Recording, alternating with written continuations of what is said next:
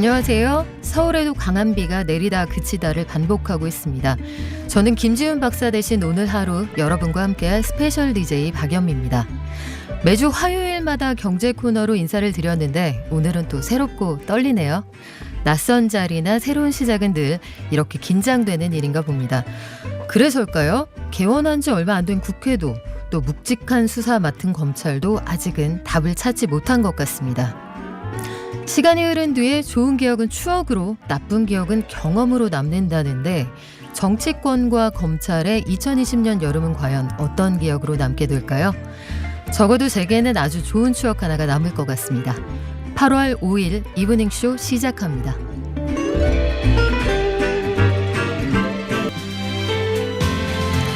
네, 이브닝쇼의 대표 코너 서울타임스 시작합니다. 오마이뉴스 박정호 기자, 정상근 기자, 어서 오세요. 안녕하십니까. 네, 여기서 만나니까 더 반갑네요. 네, 그러니까요. 반갑습니다. 두 분 다 거래처에서 보는 사이죠, 우리.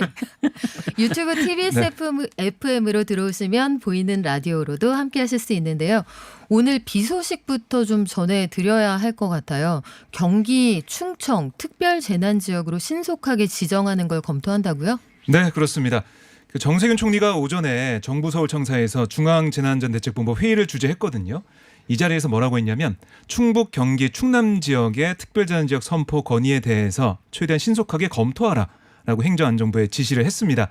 그러니까 특별재난지역 선포 절차를 잠깐 설명드리면요. 그러니까 각 지역 대책본부장, 그러니까 시도지사가 요청을 하고요. 그러니까 이 요청이 있었던 거죠. 그래서 오늘 행안부의 지시를 통해서 이걸 빨리 검토하라 이렇게 얘기했거든요. 이 검토를 거쳐서 이 총리가 재가를 하고 또 대통령이 또 최종 재가를 통해 선포하게 됩니다. 그러니까 이 절차를 거치는 중이고요. 최대한 신속히 심의 절차를 진행해서 이르면 내일 이 특별재난지역 선포를 결정하는 방안을 검토 중입니다. 이렇게 되면 뭐 응급 복구나 여러 가지 구호 그 현장에 뭐 금융, 뭐 행정 여러 지원을 할 수가 있어요. 특별 지원을 할 수 있게 됐고 또 정 총리는 비가 그치는 대로 신속히 복구하고 변화된 기후 환경까지 고려한 근본적인 풍수의 대책도 마련해달라라고 지시했습니다. 그러니까 이번에 보면은 저희가 예측할 수 없는 그런 호우, 그렇죠. 그리고 폭우가 내렸기 때문에 여기에 맞는 배수 시설, 여러 가지 배수 펌프나 이런 것도 준비하고 근본적인 대책 마련이 필요하다는 지적이 있었으니까 여기에 대해서 정 총리가 이렇게 지시를 했습니다. 네, 일단 비가 좀 그쳐야 수해 복구 작업이라도 할 수 있을 것 같은데 정상근 기자님, 오늘 새벽에는 북한이 또 통보 안 하고 환강댐 물을 2차례나 내려 보냈다면서요? 네, 통일부에 따르면 오늘 새벽 2시 그리고 6시 이 2차례 북한이 환강댐의 물을 사전 통보 없이 방류한 것으로 추정된다. 좀 이렇게 좀 전해지고 있습니다. 원래 보통 임진강 수위가 한 3m 정도를 유지를 하는데 오늘 7시에 갑자기 한 5m 정도까지 올랐다. 굉장히 빠르게 올라갔네요. 네, 굉장히 빠르게 수위가 올라갔는데 통일부는 그러면서 이 자연재해와 관련된 남북 간의 협력은 정치와 군사적인 사정과 무관하다라면서 이와 관련된 정보 교환이라도 좀 먼저 이뤘으면 좋겠다. 이렇게 북한의 협조를 당부를 하기도 했습니다. 근데 사실 이 북한 방류가 이 갑작스럽게 좀 이루어지면은 우리 쪽에서 피해가 날 수밖에 없거든요. 그래서 지난 2009년에도 북한이 환감댐을 갑자기 방류를 해서 연천에서 6명이 사망하는 사고가 있기도 했었습니다. 그래서 좀 연천 파주 일대에 좀 상당한 긴장감이 좀 흐르고 있는데 뭐 아직 군남댐에 한 4m 정도 여유는 있다라고 하더라고요. 근데 계속 이렇게 환강댐에서 물이 방류가 될 경우에는 여기도 그 군남댐도 열어야 되는데 이렇게 되면은 갑자기 또 수위가 높아질 것으로 보여가지고 좀 굉장히 좀 우려가 되고 있는 상황입니다. 네, 남북 간의 합의가 이루어져 있는 상황이니까 꼭 지켰으면 하고요. 이미 연천군에 또 임진강 하류 6개 읍면 주민에 대한 대피령이 내려져 있는 상황이니까 북한에서도 꼭 유념했으면 좋겠습니다. 박정우 기자님, 통합당 지도부는 그래서 수해 현장을 찾았다는데 그렇습니다. 이른바 현장 정치잖아요. 그런데 가기는 갔는데 논란이 있었다. 이건 왜 그렇습니까? 그러니까 당직 맡은 의원들만 오고 현역 의원들이 없었다 해서 논란이 좀 있었는데 근데 제가 좀 확인해 보니까 한 사람이 있었습니다. 누구죠? 태영호 의원이 갔습니다. 태영호 의원이 자신의 페이스북에 충주 수해 현장을 찾았다라고 올렸어요. 거기서 뭐 물에 잠긴 가재 도구를 닦아드리고 집에 들이닥친 뻘도 제거해드렸다. 수재민들이 다시 딛고 일어설 수 있도록 제거할 수 있는 일들이 뭔지 더 열심히 찾아보겠다라고 밝혔는데요. 하지만 어쨌든 참석률이 너무 저조하잖아요. 이렇게 되면 그러니까 이게 갑자기 수해 현장 간 것도 아니고요. 어제 조영 원내대표가 의총에서 수해복구 활동에 참여할 수 있는 분은 참여를 바란다라고 했습니다. 그렇다면은 원내대표의 영이 안 섰다고 봐야 하는 건가요? 의원들이 의정 활동으로 바빴다고 봐야 하는 건가요? 글쎄요. 바쁘기도 했었던 것 같고 조영 원내대표가 네. 사실 이 원구성 할 때도 11대 7 정도로 합의했다라고 알려졌었잖아요. 근데 그 안이 받아들여지지 않고 18대 0까지 가게 됐는데 민주당이 다 네. 가지 않습니까? 상임위원장을. 그때부터 좀 영이 안 선 게 아니냐 생각도 들고요. 오늘 당직을 맡은 의원들 네. 또 뭐 김종인 비대위원장을 포함해서 배현진 그리고 최영도 원내대변인 이종배 정책위의장 등등 당직 맡은 의원들만 현장에 가서 활동을 했는데 그러니까 이 통합당에서는 7월 임시국회가 끝난 다음에 민생 행보를 하겠다 네. 이런 차원에서 이걸 좀 만들었는데 계획을 했는데 의원들이 좀 많이 가서 거기서 아까 태용호 의원이 한 것처럼 가재동을 닦아드리고 뭐 봉사활동을 하든 수해복구 활동을 하면서 그런 모습을 보였으면은 글쎄요 뭐 민생 홍보라 볼 수가 있는데 네. 그게 좀 빛이 좀 바란 것 같아요. 뭐 안 간 것보단 나았습니다만 좀 아쉬운 부분이 있는 것 같은데 민주당은 어떻게 움직이고 있나요? 각계 전투다 이런 얘기도 나오던데. 네, 일단 뭐 각자 의원들은 뭐 각자 지역구에서 네. 활동한 사진들이 이제 페이스북에 좀 올라오기도 했는데 아무래도 좀 이번에 당대표 선거에 출마한 3명이 좀 주목이 된 행보를 좀 보였습니다. 일단 이낙연 의원 같은 경우에는 오늘 충주를 갔는데 이 충주가 이번 장마에서 가장 큰 피해를 본 지역 그렇죠. 중에 한 곳이거든요. 네. 여기서 이제 이낙연 의원은 뭐 구체적인 피해액이 나오기 전이라도 좀 기준선을 이미 넘어섰다라고 판단이 되면 뭐 재난 지역을 선포하게 될 것이다라면서 좀 주민들을 좀 위로하는 행보를 보였고 김부겸 전 의원 같은 경우에는 오늘 경기도를 찾아가서 이 집중호우로 피해를 입은 이재민들을 찾아갔습니다. 그래서 뭐 위로도 하고 뭐 특별재난지역 선포에 힘을 보태겠다 뭐 이런 말도 했고요. 이 박주민 의원 같은 경우에는 오늘 영등포 소방서를 방문을 했는데 뭐 집중호우에 따른 좀 피해 확산 방지 활동을 좀 소방관분들이 또 많은 노력을 하고 계시니까 또 격려하기도 했습니다. 네, 전당대회 결과가 주목이 되는 상황입니다. 국회 얘기 나와서 말인데 어제 본회의장에서 정의당 류호정 의원의 복식이 굉장히 화제가 됐다 이런 얘기가 나왔어요. 박종우 기자님 이게 왜 네. 많이 본 뉴스가 됐죠? 그러니까 류호정 의원이 분홍색 원피스를 입고 뭐 노란색 마스크를 쓰고 본회의장에 있는 모습이 보도가 됐어요. 그러니까 사진 뉴스처럼 사진 기사처럼 보도가 네. 됐는데 제가 볼 땐 이 보도보다 이 사진 기사에 달린 댓글이나 인터넷 커뮤니티에 달린 댓글을 모아서 보도한 그 뉴스가 화제가 됐다 이렇게 볼 수가 있습니다. 이른바 온라인 뉴스팀의 바이라인을 단 그런 류의 뉴스들 말씀하시는 건가요? 네, 뭐 그렇게도 볼 수 네. 있고 또 이게 하나가 나오다 보니까 다른 매체들도 비슷하게 또 다 보도를 하는 거예요. 그러니까 우리가 늘 봐왔던 네. 뭐 어뷰징이라고 저희가 부를 수도 있는 그런 것들이 반복이 되는 상황을 좀 볼 수가 있고요. 그리고 문제가 기사에 자극적인 댓글로 제목을 뽑아가지고 네. 예, 보도하다 보니까 많은 사람들이 클릭한 것 같아요. 그래서 많이 본 뉴스 뭐 상위권을 차지한 걸로 보이는데 어떤 제목인지는 제가 언급을 하지 않겠습니다. 예, 그래서 뭐 이 논란이 좀 있었고 류 의원이 이런 얘기가 기사가 있으니까 뭐라고 했냐면 국회의 권위가 영원히 양복으로 세워질 것이라 생각하지 않는다. 일할 수 있는 복장은 있고 국회에 들어갔다고 생각한다. 천편일률적 복장을 강조하는 관행을 국회 내에서도 바꾸자는 얘기가 있다라고 밝혔고요.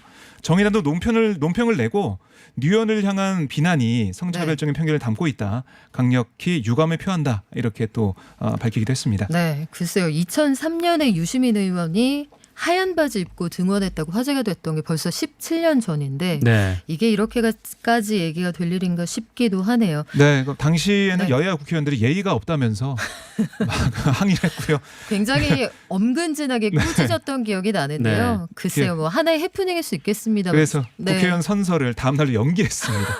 옷 갈아입고 오셨죠 결국. 네. 그렇죠. 근데 이게 네. 국회 본회의장에 어떤 옷을 입고 가야 된다 이런 건 없어요. 이런 규칙이. 그거보다는 어떤 의정 활동을 펼치느냐에 그렇죠. 보다 관심을 가져주시면 좋을 것 같고요. 민주당 공수처 출범 드라이브 얘기도 좀 해볼게요. 7월 임시국회에서 공수처 후속 법안 처리까지 마쳤잖아요. 네. 근데 8월 들어서도 공수처 출범에 속도를 상당히 내고 있는 것 같은데 더불어민주당 로드맵이 어떻게 되나요? 그러니까 우선 부동산 관련 네. 법안은 어제 다 처리를 했죠. 그리고 공수처 후속 법안 말씀하셨는데 그게 공수처 출범하고는 그 연관이 그렇게 크게 없습니다. 네. 그게 뭐냐면 인사청문회 하자는 그런 법안이거든요. 관련된 법안을 만든 거고 지금 공수처 설치 법정 시한이 넘어갔죠. 많이 넘어갔죠. 네. 7월 15일이었으니까 이제 한 달 가까이 이제 가고 있는 상황인데 이해찬 대표가 오늘 최고위원회의에서 통합당이 야기한 공수처 출범 관련 탈법 상태와 공수처 출범 지연을 용인할 생각이 없다라고 얘기했습니다. 그러면서 8월 국회 시작이죠. 18일까지 공수처장 추천위원회 선임해야 한다라고 촉구를 했어요. 그러니까 통합당이 추천위원 선임하지 않아서 후보 추천위가 못 만들어져서 결국 처장이 임명이 안 되고 있고 통합당 때문이다. 이게 이해찬 대표의 주장이었고요. 그러면서 이렇게 얘기하는 걸 좀 우리가 분석을 해보면 그 말은 민주당이 공수처 출범을 위한 다른 대책을 세울 수 있다는 말이잖아요. 그러니까 정말 법을 바꿔서 지금 법을 보면 추천이 7명 중에 2명을 교섭단체 몫으로 야당이 추천을 안 해도 출범할 수 있도록 그런 식으로 우회로를 바꿀 찾겠다. 수도 있다는 거죠. 정상근 기자님, 그러면 네. 미래통합당에 지금 더불어민주당은 최후 통첩을 했잖아요. 네, 그렇죠. 이제 18일까지인가요? 지금 공수처장 후보 추천위원 선정해라 얘기를 했는데 한대요? 일단 뭐 미래통합당에서는 이 추천위원 후보 선정에 착수한 것으로 지금 언론 보도가 나오고는 있습니다. 그러니까 지금 뭐 말씀하신 대로 이제 공수처법에 따르면은 미래통합당이 2명을 추천을 하게 돼 있는데 이 그동안 미래통합당이 추천위원을 추천하지 않음으로써 이 공수처 출범이 자연스럽게 좀 지연이 되어 왔는데 그러면서 또 한편으로 이제 헌법재판소에 위헌 심판을 넣었던 거죠. 네. 근데 지금 이제 민주당이 계속 압박을 하고 있다 보니까 지금 또 발목 잡기 프라임에 갇히기보다는 그냥 우리도 논의하는 모습을 보여주자라는 그 의지는 있기는 한데, 근데 다만 실제 추천위원 선정은 이 헌법재판소 위헌법률심판 결과가 나온 뒤에 추천을 할 가능성이 높다. 뭐 이런 결과 얘기도 나온 다음에 보자. 네네 한편에서 결국 나오고 안 있습니다. 한다의 다른 표현이 아닐까 싶기도 한데. 네, 그러니까 윤희숙 의원 효과라고 볼 수 있는, 그러니까 우리가 반대하는 게 아니라 이렇게 우리의 뜻을 뭐 발언하니까 보이니까 반응이 있다. 이런 뭐 생각이 좀 있는 것 같아요. 통합당 내부에서. 뭐 이른바 여론전인가요? 네, 뭐 여론을 우리가 끌어올 수 있다라는 생각을 좀 하는 것 같은데. 우리도 실제로 뭐 논의를 하고 있다. 네, 관련해서 좀 그걸 토의를 좀 하고 있다. 보여주는 우리도 이런 아무것도 모습을, 안 하는 건 아니다. 네. 네. 뭔가 하고 있다. 그걸 보여주는 건데. 일하는 국회다. 뭐 네. 이런 걸 보여주려고 하는 것 같은데. 8월 중순쯤 되면 어떻게 될지 좀 윤곽이 나올 것 같은데. 네네. 그 검언유착 사건 얘기도 한번 해볼까 봐요. 이른바 검언유착 의혹으로 구속된 이동재 전 채널A 기자 오늘 기소가 됐죠. 네. 네, 중앙지검 형사 1부가 강요미수 혐의로 이동재 전 기자를 구속 기소를 했는데 이동재 전 기자가 지난달 17일 날 구속이 됐기 때문에 오늘이 딱 만기 20일 채운 날 기소가 됐습니다. 이동재 전 기자는 이 신라젠의 대주주였던 이철 전 밸류인베스트 코리아 대표에게 5차례 편지를 보내서 가족에 대한 수사 가능성을 언급하면서 그 유시민 이사장의 비리 혐의를 제보하라 이렇게 협박한 혐의를 받고 있는데 네. 다만 이 공소 사실에 한동훈 검사장과의 공범 여부는 적시하지 않은 것으로 알려져 있습니다. 네, 그게 궁금한데 어제 일부 보수 언론에서는 적시한다 이런 오보가 나오기도 했었거든요. 네. 이 공소장에 한동훈 검사장과의 공범 여부를 적시하지 않았습니다. 그러니까 공범이다 이렇게 쓰지 않았다는 건데 네. 이게 기자들에게 보도자료가 아니라 문자로 갔다는 얘기도 나왔고 네. 한동훈 검사장 측에서 바로 입장문도 냈더라고요. 네, 그러니까 입장문을 냈죠. 그러니까 애초에 공모한 사실이 없기 때문에 중앙지검이 공모라고 적시 못한 것은 당연하다라고 입장을 냈고요. 그러면서 이 사건을 검언유착이라고 왜곡해 부르는 것을 자제해달라라고까지 얘기를 했습니다. 네. 그러니까 이렇게 공모한 사실이 없다, 그러니까 적시가 안 됐으니까 공모한 사실이 없는 거 아니냐, 고로 이게 검언유착이 아니다라고는 주장을 펼친 건데요. 근데 검찰의 입장은 뭐냐면 한 검사장이 비협조로 압수물 포렌식도 착수하지 못하고 있고 네. 현재까지 1회 피해자 조사도 종료하지 못했다. 한 번도 제대로 못했다는 거예요. 그러니까 확실한 증거를 잡을 기회가 검찰에게 그렇죠. 제대로 주어지지 않았다 네. 이런 주장인가요? 그래서 앞으로 추가 수사를 통해서 공모 여부 등을 명확히 규명을 하겠다라는 입장이거든요. 그러니까 여기에 대해서도 한동훈 검사장은 반박을 했는데요. 자신은 법에 정해진 절차에 따라 수사에 응했다라고 반박을 네. 했고요. 또 지금까지 중앙지검이 진행하지 않은 MBC와 의혹 제보자 또 정치인 뭐 이런 공작 혹은 건원 유착 부분에 대해 이제라도 제대로 수사할 것을 요청한다라고 오히려 네. 주장을 하고 촉구를 했습니다. 그 KBS 뭐 거짓 보도 라고 주장하는 그 내용에 대해서도 이성윤 서울중앙지검장 수사팀이 관련 없다면 최선의 설명을 해줄 것과 또 독직 폭행한 주임 검사 정진웅 부장을 수사해서 배제해 줄 것을 요청한다라는 얘기까지 했습니다. 네, 앞으로의 수사 상황 지켜보고요. 정상근 기자님, 네. 마지막으로 의대 정원 관련해서 이거 좀 짚어봐야 될 것 같은데 의사협회에서 파업을 예고했잖아요. 네. 14일로 예고를 했는데 정부에서 일단 의사단체가 요구하는 협의체는 만들어서 대화하겠다. 네. 여기까지는 합의가 돼 있는데 파업을 진짜 하는 건가요? 뭐 일단 지금 의협이 요구하는 것은 그 의대 정원 확대 네. 철회 그리고 비대면 진료 정책 중단을 요구를 하고 있는데 일단 의협에서는 12일이죠. 그 12일 낮 12시까지 받아들여지지 않으면 파업을 하겠다라는 입장입니다. 근데 뭐 의협 파업도 의협 파업인데 더 큰 문제는 그 내일 모레 이 대한전공의 협회가 이제 네. 파업을 한다라는 데 있는데요. 이 전공의 협회가 대학병원 등 상급 종합병원에서 뭐 수련하는 전공의들의 협의체인데 네. 여기서 뭐 지금 환자들을 실제로 돌보는 사람들이다 보니까 봐야겠는데요. 네, 좀 이때가 좀 많이 걱정이 되는 그런 상황입니다. 네, 국민들이 지켜보고 있다는 점 기억해 주시기 바랍니다. 지금까지 정상근 기자, 오마이뉴스 박정호 기자였습니다. 두 분 고맙습니다. 고맙습니다. 네.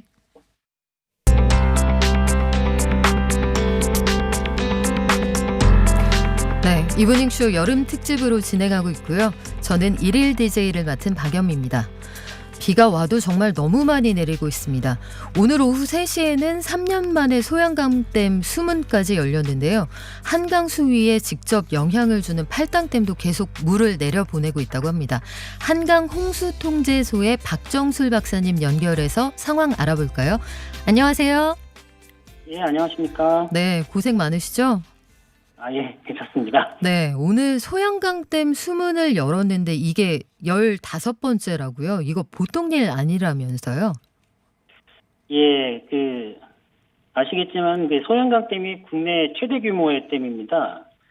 저수량이 29억 톤이고요. 근데 이게 사실 소양강댐이 이 정도로 물이 차기가 힘든 댐이거든요. 그렇군요. 2017년 이후에 3년 만에 방류고, 예를 들면은 이제 소양강댐보다 조금 규모가 작은 충주댐의 경우에는 이제 소양강댐보다 유역 면적이 2.5배 정도 더 넓습니다. 유역 면적이 넓으면 그만큼 물이 모이기가 쉽다는 얘기죠. 네. 근데 소양강댐은 이제 유역 면적이 작고 임제 춘천에 집중적으로 강수가 와야지 물을 채울 수 있는 구조의 댐입니다. 그래서 이제 소양강댐이 이 정도로 방류를 하고 수위가 찼다는 거는 정말 비가 많이 왔다. 이렇게 보시면 되겠습니다. 그렇군요. 그래서 소양강댐을 한강 홍수 조절의 최후의 보루다 이렇게 얘기를 하는 것 같은데 현재 방류량이 어느 정도 됩니까?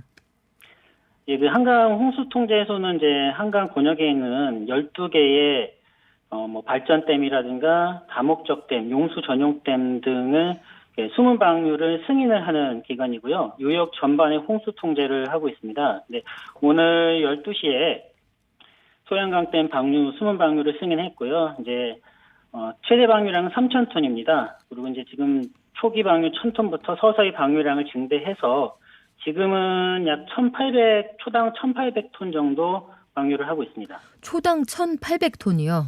예. 네, 어마어마한 규모네요. 이 북한강 쪽의 춘천댐이나 의암댐 수위도 계속 높아지고 있다는데 현재 상황은 어떻습니까? 예, 의암댐 같은 경우 지금 현재 수위가 69.4m인데요.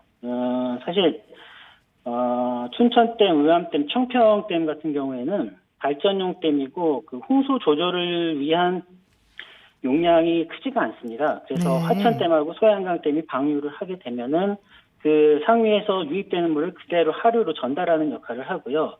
제가 좀 우려하는 부분은 이제 화천댐이 지금 오늘 방류량을 좀 증대를 했어요. 네. 3,500톤에서 4,700톤으로 증대를 했고 거기다가 오늘 소양강댐도 신규 수문 방류 승인을 했기 때문에 북한강 쪽에 상당히 많은 양의 방류량이 오늘 하루 동안 이루어졌습니다. 그래서 좀 이 부분이 좀 한강 하류에 영향을 미칠까 좀 걱정스럽습니다. 그러니까요. 저희 같은 비전문가도 딱 들어서 이 물이 어마어마하게 내려오고 있다 이런 생각이 드는데 최상류에 있는 소양강댐마저 방류를 했다 하면 한강 수위나 주변에 살고 계신 주민들 괜찮을지 이게 걱정이거든요. 사실 저희가 방류 승인을 하고 이 방류량이 어느 정도 영향을 미치는지 계속 시뮬레이션을 합니다. 근데 이제 소양강댐이나 화천댐이 방류를 하게 되면은 오늘 같은 이 정도 양이면은 한 16시간에서 18시간 정도 한강 하류 쪽으로 팔당댐 쪽으로 이제 비가 방류량이 모이게 되고요. 그렇게 되면은 지금도 팔당댐이 한 10,000톤 정도 방류를 하고 있는데요. 네. 추가적으로 오늘 방류한 것까지 합치면은 상당 부분 잠수교라든가 한강 고수부지가 좀 침수되지 않을까 이렇게 좀 우려하고 있습니다. 그렇군요. 제가 방금 그거 여쭤보려고 했어요. 이미 반포나 잠실, 여의도 뚝섬 일대 수위가 높아지고 있는데 어제 퇴근할 때 보니까 이미 굉장히 많이 찰랑찰랑하게 잠겨 있더라고요. 이쪽에 계신 분들은 외출 자제하고 조심하셔야 되는 거죠? 예, 맞습니다. 사실 저희가 교통 한강 인근에서 뭐 장사를 하시는 분도 계시고 네. 뭐 생업을 하시는 분도 계시고 이제 여러 가지 이제 도로를 이용하시는 분들도 많이 계신데 사실 이제 이러한 홍수가 전무후무한 사례라고 저희는 생각을 하고요. 박사님 많이 보시기에도 이런 사례가 없었다 이런 말씀이신가요? 예, 맞습니다. 지금 이렇게 비가 많이 오거나 했던 게 이렇게 짧은 순간에 많이 오거나 했던 게 극히 드문 사례고요. 그렇군요. 8월 2일부터 오늘 현재까지 북한강 쪽에 내린 비가 300mm 이상 왔고요. 임진강 같은 경우는 500mm에 가까운 비가 왔습니다. 그리고 북한강에 있는 화천군에 최고로 많이 온 강수량 관측소는 한 485mm 정도 내렸거든요. 485mm요. 예. 이렇게 3일 동안에 이 정도의 비가 내렸다는 거는 정말 전무후무하다라고 볼 수 있을 것 같습니다. 그렇군요. 이 한강 수위에 직접적으로 영향을 주는 팔당댐 얘기도 좀 해보려고 하는데 여기에서도 계속 지금 물을 내려보내고 있는 거죠? 예, 지금 제가 방송 들어오기 전에 확인했는데 한 1만 톤 정도, 초당 1만 톤 정도 지금 방류를 계속하고 있습니다. 10,000톤이요. 이 팔당댐이 홍수 조절 기능이 없다는데 맞습니까? 예, 맞습니다. 팔당댐은 홍수 조절댐이 아니고 발전용 댐이어서 24.5m에서 25.5m, 한 1m 상관으로 해서 운영을 하게 됩니다. 그래서 지금과 같은 홍수기에 상류에서 물이 많이 유입이 되게 되면은 이거를 그대로 하루로 전달할 수밖에 없다. 이렇게 지금 볼 수 있습니다. 그러면 일부 지역이 침수될 수도 있는 거 아닌가요? 예, 맞습니다. 사실 이제 비가 많이 오는 경우에는 아시겠지만 이제 두물머리에서 북한강과 남한강 그리고 경안천이 만납니다. 네. 북한강과 남한강에 물이 많이 들어올 경우에는 또 경안천에서 한강 쪽으로 팔당댐 쪽으로 물이 빠져나가지 못해서 이제 경기도 광주시가 상당히 좀 피해를 보곤 하는데 이런 홍수기에는 물을 팔당댐 수위를 24.5에서 24.6m 정도로 낮춰서 운영을 해서 경기도 광주시에 홍수 피해가 전달되지 않도록 그렇게 지금 운영을 하고 있습니다. 그렇군요. 여기서 흘러나간 물이 잠수교까지 가는데 얼마나 시간이 걸릴 거냐 이것도 좀 관건이지 않을까 싶어요. 예, 맞습니다. 지금 방류를 하고 있는 10,000톤 정도 예상을 하면요. 잠수교에서 팔당댐에서 잠수교까지 약 4.5시간 정도 소요될 것 같고요. 4시간 반이요? 네네. 네. 그리고 내일 지금 방류하고 있는 화천댐과 소양강댐 물이 도착을 하게 돼서 16,000톤 정도의 물을 방류를 하게 되면은 한 3.8시간 정도면은 잠수교에 도달하지 않을까 이렇게 생각됩니다. 생각보다 굉장히 짧은 시간인데 저는 이 와중에 걱정되는 게 북한이 통보도 없이 환강댐 수문을 자꾸 연다 이런 얘기가 나오더라고요. 이거 괜찮습니까? 예, 사실 이제 저희가 이제 북측에서 환강댐 수문을 열었는지에 대해서는 정확하게 확인이 어렵습니다. 이제 홍수통제소는 이제 뭐 그런 부분에 대해서 네. 사실 북한에서 물이 임진강을 통해서 내려오게 되면은 이제 그거를 어떻게 홍수량을 분담하고 이제 통제를 하는지 그 역할을 하고 있기 때문에 그런 정보적인 부분에서는 저희가 좀 파악이 어렵지만 제가 알고 있는 바로는 이제 환강댐의 수위도 지난 강수로 인해서 굉장히 많이 높아졌다. 그렇군요. 그래서 방류를 할 수밖에 없는 상황이다. 라고 저희는 지금 판단을 하고 있습니다. 그렇군요. 그 열심히 대비하고 계시다는 상황 저희가 잘 전해드렸고요. 오늘 말씀 감사합니다. 지금까지 한강 홍수통제소의 박정술 박사님과 얘기 나눠봤습니다. 고맙습니다. 감사합니다. 네. 이어서 인터뷰 하나 더 진행을 해볼까요? 지난 1일 밤이었습니다. 가수 임스롱 씨가 빗길 운전 중에 횡단보도에서 무단횡단을 하던 50대 남성을 들이받아서 안타까운 사망사고가 일어났는데 이 임 씨는 당시에 술을 마시지도 않았고요. 교통사고 직후에는 구호 조치도 마쳤답니다. 한국형사정책연구원의 승재현 연구위원과 이번 사고 자세히 들여다보려고 하는데요. 위원님 어서 오세요. 네, 안녕하십니까? 네, 오늘 참 고우시네요. 감사합니다. TV 갔다 오셨구나. 요번에 이 사건 때문에 여러 가지로 참 고민되는 부분이 많았습니다. 저는 사건에 대해서 비가 워낙 많이 내리기는 했고 앞이 잘 보이지 않았을 것은 같은데 또 횡단보도에서 벌어진 사건이라서 대중들의 관심은 역시 임스롱 씨가 처벌을 받을 거냐, 어떤 벌을 받을 거냐일 텐데 어떻게 보고 계신가요? 첫 번째로 일단 피해자가 사망한 사건이라는 점에서 먼저 피해자의 고인의 명복을 빌고요. 네. 이제 저희들이 도로교통 사건이 발생했을 때 세 가지 정도를 저희들이 고민해야 됩니다. 첫 번째, 사고 발생의 원인이 있느냐, 네. 과실이 있느냐. 그다음에 꼭 저 시민 여러분께 말씀드리고 싶은 거는 도로교통 사고가 나고 난 다음에 그게 적법했거나 불법했거나 관계없이 도로교통법 54조에 따라서 그 피해자를 구조해야 되는 거고 그 피해자를 구조하지 않고 교통사고가 났을 땐 저희는 뺑소니라 그래서 그렇군요. 특가법 위반으로 가는 건데요. 네. 지금 같은 경우에는 이게 아까 말씀 주신 대로 비 오는 날이고 그다음에 이게 신호등이 있는 횡단보도였어요. 그래서 빨간불이 있는 상황에서 이루어진 사건이라서 과연 이 교통사고에 과실이 있느냐 없느냐를 조금 더 따져보도록 하고 적어도 지금까지 나와 있는 상황으로는 도로교통법 54조에 따라서 그 피해자에 대한 구호 조치는 이행을 했다. 이렇게 나와 있어서 적어도 교통사고가 발생하고 난 다음에 사후 처리 과정에서는 임스롱 씨가 네. 잘못했는 점은 없다 이렇게 말씀드리고 싶습니다. 네, 횡단보도에서 사고가 났단 말이에요. 그 신호 위반 여부와 별개로 일단 운전자가 처벌을 받습니까?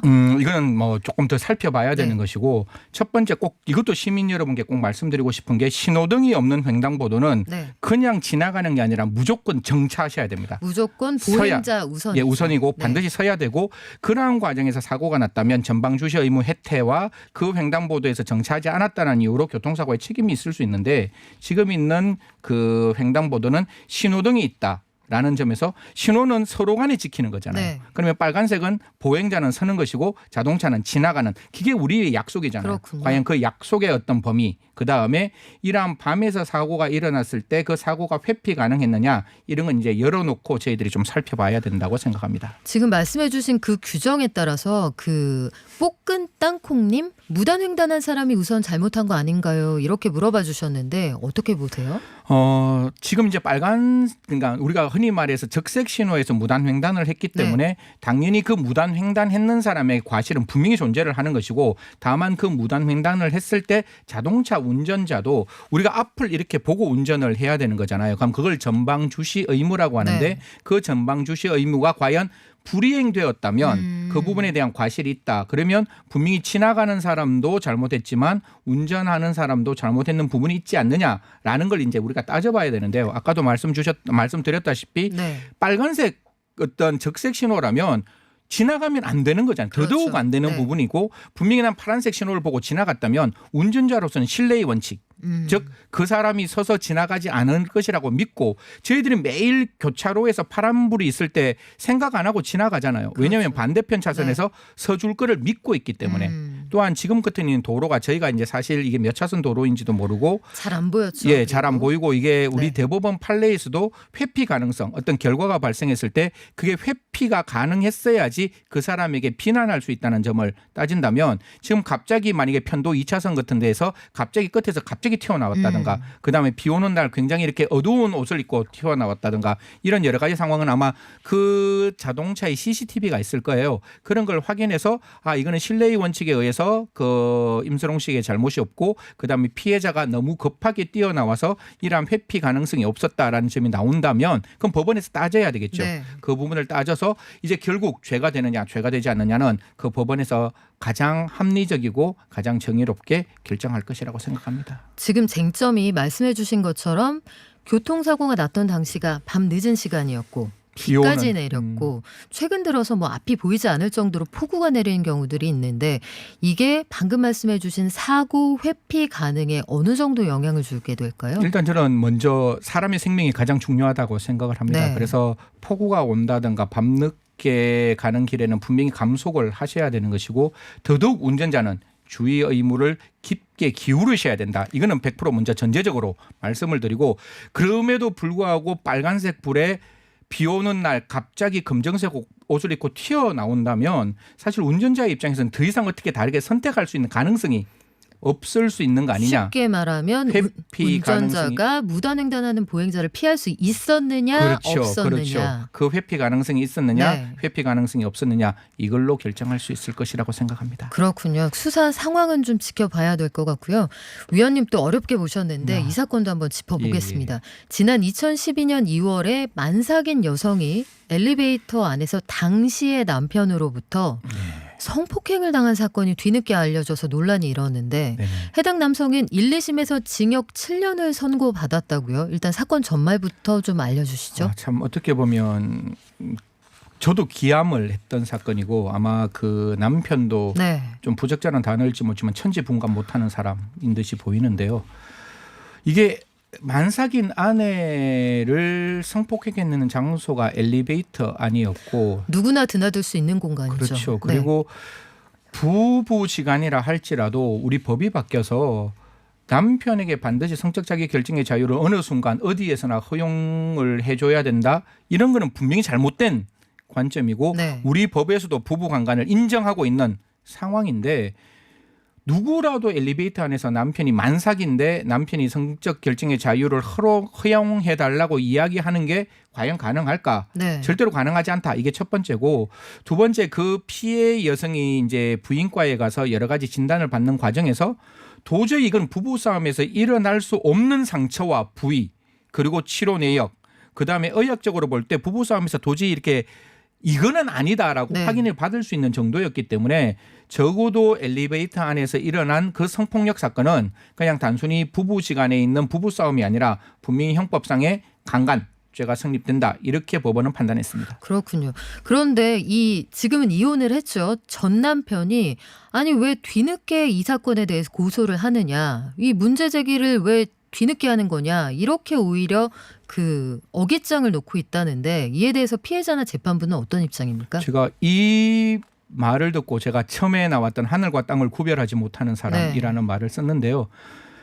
피해자가 언제 신고를 하는지는 피해자의 의사에 전적으로 달려있는 것이지 언제 신고했다고 해서 그 강간이 용서되는 건 절대로 아니거든요. 이 피해자의 입장에서는 자기 아이를 놓고 아이가 자라나는 과정 속에서 남편이 좀 뭔가 개과천선할 수 있는 부분이 있지 않느냐. 내가 이 그렇게. 사람을 좀 기다려봐야지. 예, 기다려봐야지. 네. 그리고 아이가 크면 사실 이게 공동체가 더 단단해지잖아요. 쉽지 않죠. 예. 아이가 있으면. 네, 그래서 네. 그게 좀 더 나아지리라고 믿었는데 네. 하나도 나아지지 않는 거예요. 그래서 법원에서도 이 피해 여성이 뒤에 신고했는 이유가 합리적이고 거기에 대해서 앞뒤에 모순이 없기 때문에 그런 부분에 따라서 이 피해 여성이 지금에 와서 오히려 강간 사건, 성폭행 사건이 아닌 걸 성폭행으로 그 가해자는 무고 잘못 나를 처벌받기 위해서 했는 행동이다라는 것을 절대로 받아들이지 않고 이거는 명명백백한 성폭력 사건이다 이렇게 말을 했습니다. 그런데 가해자는 이 와중에 2심 결과를 인정 못한다 하면서 항소한 것으로 알려졌는데 이제 대법원으로 공이 넘어갔잖아요. 네네네. 판결 결과가 어떻게 나올까요?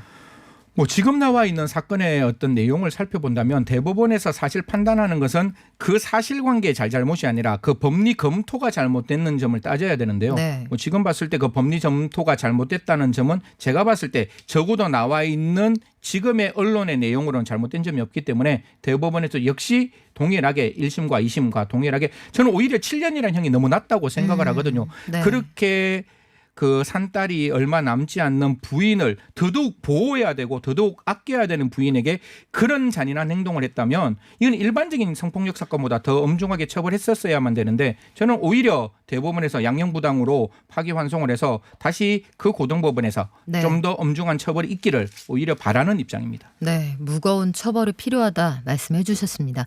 오늘 말씀 감사합니다. 한국형사정책연구원 승재현 연구위원과 얘기 나눴습니다. 고맙습니다. 네, 자투리 뉴스까지 전달하는 뉴스 더 있습니다. 방송인 박철민 씨와 함께합니다. 어서 오세요. 안녕하세요. 네. 박철민입니다. 오늘부터 1일이네요. 그러네요. 네, 반갑습니다. 네, 반갑습니다. 유튜브 TBS FM으로 들어오시면 보이는 라디오로도 함께하실 수 있습니다. 첫 소식 한번 들어볼까요? 네. 금값 얘기네요. 그렇습니다. 금값 어디까지 올라가니? 입니다.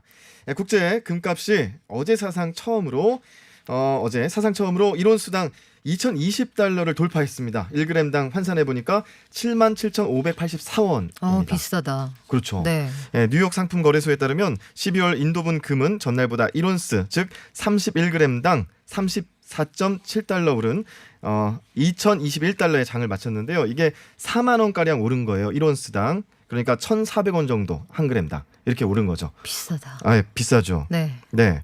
자, 이렇게 금값이 오른 이유 좀 살펴봤더니요. 코로나19 재확산으로 경제 불확실성이 커지면서 대표적인 안전자산인 금 수요가 폭등해 올해 들어서만 가격이 30% 넘게 올랐다고 합니다. 미국 정치권이 코로나19 경제 타격을 완화하기 위해서 추가 경기 부양책을 구상 중인데 이를 놓고 첨예하게 이견을 보이는 점들이 투자자들의 불안감을 부채질한 거라는 네. 분석도 나오고 있습니다. 혹시 금 가지고 계세요? 저 금 좀 있죠. 그러세요? 도금. 좀 네. 사놓을걸요. 그러면 네. 달러는 어떠십니까? 달러. 네. 달러 빚은 있습니다. 달러 빚으로 가지고 계시군요. 최근 미달러가 또 반등세가 주춤해서 미국 국채 수익률이 낮아진 것도 이 금으로 쏠리는 현상 또 심화된 원인으로 분석됐습니다. 향후 금값 전망에 대해서 얼마까지 오를까 좀 예상을 해봤는데요. 네, 금값이 최대 3,000달러까지 1온스당 3,000달러까지 오를 수 있다는 관측도 나오고 있습니다. 그렇군요. 네. 다음 소식 전해주세요. 난 주문한 적 없는데 이거 무슨 얘기죠? 네, 지난달 미국과 캐나다, 일본 등 여러 나라에 정체불명의 씨앗이 중국에서부터 배달되면서 큰 혼란이 일고 있습니다.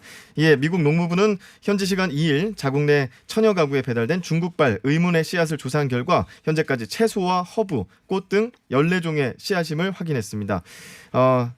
미국 정부는요. 네. 이거 씨앗이다. 위험하진 않다라면서도 씨앗을 땅에는 심지 마라. 라고 당부했습니다. 왜 보냈을까요? 그러게요. 자, 유해 물질이라고 생각될 수도 있을 것 같은데 뭐 일각에서는 생화학 테러 아닌가라는 의문도 나오고 있는데요. 겉면에는 이렇게 쓰여 있었다고 합니다. 보석 또는 장난감. 네, 근데 내용물은 씨앗이었던 거죠. 그래서 중국발 생화학 테러일 수 있다는 우려까지 제기됐었는데 미국 농무부는 브러싱 스캠이라는 행위로 규정했습니다. 이게 뭐냐면요. 브러싱 스캠, 발음이 잘 안 되네요. 주문하지 않은 상품을 무작위로 발송해 상품을 받은 사람이 인터넷 등에 리뷰를 올리게 함으로써 매출을 올리는 사기 행위를 뜻한다고 합니다. 특이하네요. 뭐 네. 심어보니 이런 건지 모르겠는데 네. 영화처럼 기적 같은 일도 일어났다고요? 네, 그렇습니다. 재난 영화를 보면은 SOS를 크게 쓰고 구해주세요 하는 장면, 또 기적처럼 이 주인공들이 구해지지 않습니까? 네. 태평양 무인도의 해변에서 실제로 이런 영화 같은 일이 벌어졌습니다. 지금 이제 SOS 조난 신호 덕분에 항해 중인 실종된 또 미크로네시아 선원 3명이 극적으로 구조된 건데요. 선원 3명은 지난달 30일 미크로네시아에서 소형보트를 타고 산호섬을 향해 항해하던 중에 배의 연료가 바닥이 났고요. 항로에서 벗어나서 표류하다가 원래 목적지에서 190km 떨어진 무인도 피켈로 섬에 도착했고 해변에 크게 SOS 조난 신호를 새기고 구조를 기다리고 있었습니다. 네, SOS 쓴다고 다 구조되는 건 아닐 거 아니에요? 네, 그렇습니다. 그래서 기적 같은 영화 같은 일이라고 표현을 하는데 이들을 먼저 발견한 건 미 공군이었고요. 괌 앤더슨 공군 기지에서 출발해 작전 비행을 하던 조종사가 소나기를 피해서 비행 방향을 틀다가 무인도 모래 위에 SOS를 본 거죠. 그래서 이제 구조 작전이 구조대와 선원들을 접촉하기 위해서 최소화한 한다. 코로나19 이제 시국이기 때문에 3단계에 걸쳐서 한다라는 작전에 의해서 펼쳐졌습니다. 먼저 미군의 연락을 받고 호주 해군이 출동을 했습니다. 무인도 인근에서 헬기와 보트를 띄워서 선원들에게 식량과 물을 우선 전달했고요. 이어서 미국 해안 경비대는 선원들이 있는 무인도에 교신용 무전기를 투하했고 이게 2단계였고요. 네. 마지막으로 3단계 선원들이 무전기를 통해서 미크로네시아 경비정과 교신하는데 성공하면서 극적으로 구조됐습니다. 정말 영화 같은 일인데 그 영화 생각나네요. 네, 따따따따따따따따따 생각 안 나시나요? 그 어떤 영화죠? 조정석 씨가 출연하셨던 김유나 씨. 아 예. 임유나 씨네요. 임유나 아 씨. 네네. 저는 그 영화를 본 적은 없는데 네, 엑시트. 지금 엑시트. 네, 도시 탈출하는 영화였죠. 네, 이 무인도에서 탈출한 이 선원들은 정말 이 순간 정말 어떤 뭐랄까요? 로또를 맞은 것 같은 그런 기적 같은 일이라고 생각했을 것 같습니다. 네, 지금까지 뉴스 더 있습니다. 박철민 씨와 함께했습니다. 고맙습니다. 고맙습니다. 네, 뉴스 나가는 동안에 많은 분들이 응원 문자 주셨는데 이가희 100만 팬클럽님, 연미 누나 고정되신 거예요? 팬은 이가이고 연미 누나 고정되는 건 바라고 둘 중에 누구죠? 하나만 택해주세요. 교통정보 듣고 왔는데요. 잠시 후 3, 4부에서는 임대차 3법, 10만 원 이상 주택 공급 대책, 집값 정말 잡을 수 있을지 우리나라 최고의 전문가들과 함께 토론해 보겠습니다. 저는 잠시 후 7시에 다시 뵐게요.